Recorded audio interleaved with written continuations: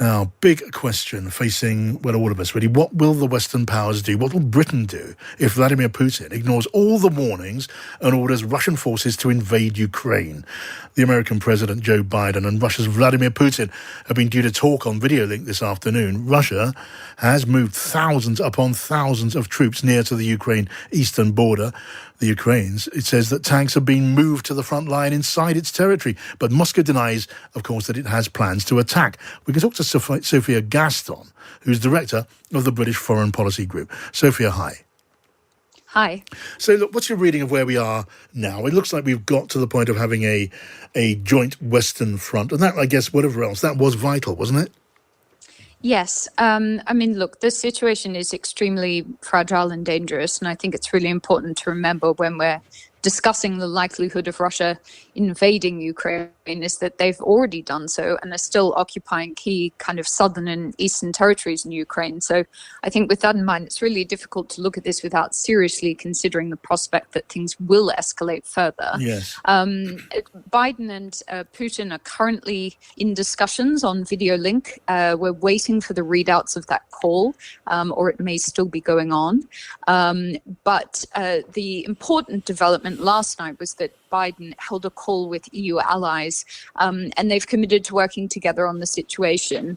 This, to me, is really, the US clearly seeking to take a distinct approach from the choices it made in the Afghanistan withdrawal, which angered allies as a kind of unilateral decision without close coordination in advance. So yes. It shows that Biden recognizes the damage of the way in which the evacuation played out. And so, as you say, there's been this big push to kind of coordinate a Western response. Some of the tools that are being put on the table as an outcome from that call include economic sanctions for Russia and Putin's regime and the people around him.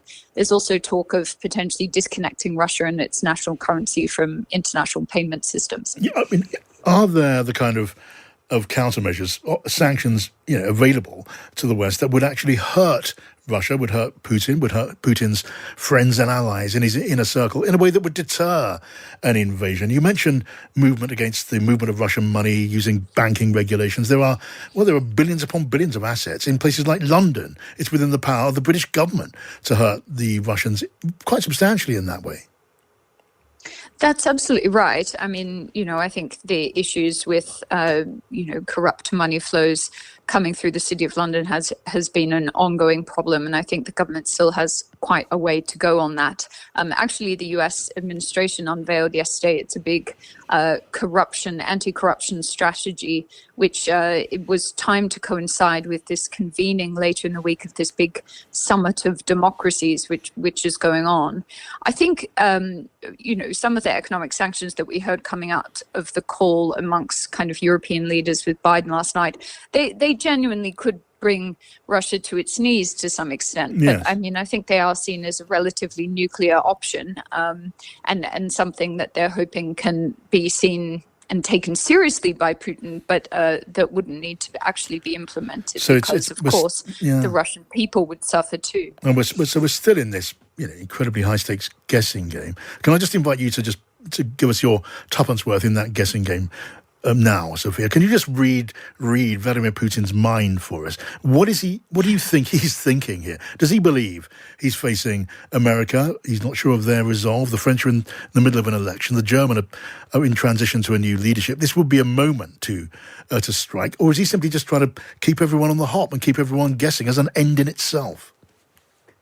Well, I think certainly relations between Russia and the West are at a particularly low point after a series of pretty egregious actions from the Russian state in terms of interference, subterfuge, espionage, warfare. It is true there's also been a diplomatic breakdown because Russia has ejected and expelled so many diplomats and journalists from the West that it's actually harder to understand what each other is up to. And I think that can be dangerous too. But there's also some ways in which Putin feels in quite a weak position. The Russian economy's struggling. The response to COVID has been a bit of a disaster. And we know that Putin's always looking for opportunities to strengthen his domestic mandate through geopolitical maneuvers.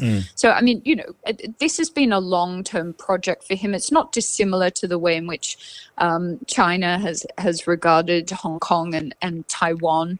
Russia fundamentally regards Ukraine as part of its wider territory and has spent decades trying to push a line about an origin story that binds the country and its people to Russia. Yes. And I think, there are fundamental concerns here about the potential expansion of NATO right up to the Russian border, with Ukraine potentially given pathways to join NATO. And I think, of course, they're sort of locked in a loggerhead there because Russia sees that as an aggressive move, whereas, of course, the people in Ukraine and many of other people and nations in Eastern Europe would see that as a defensive reality. So I do think that Putin being in a relatively weaker position domestically can actually make him more dangerous.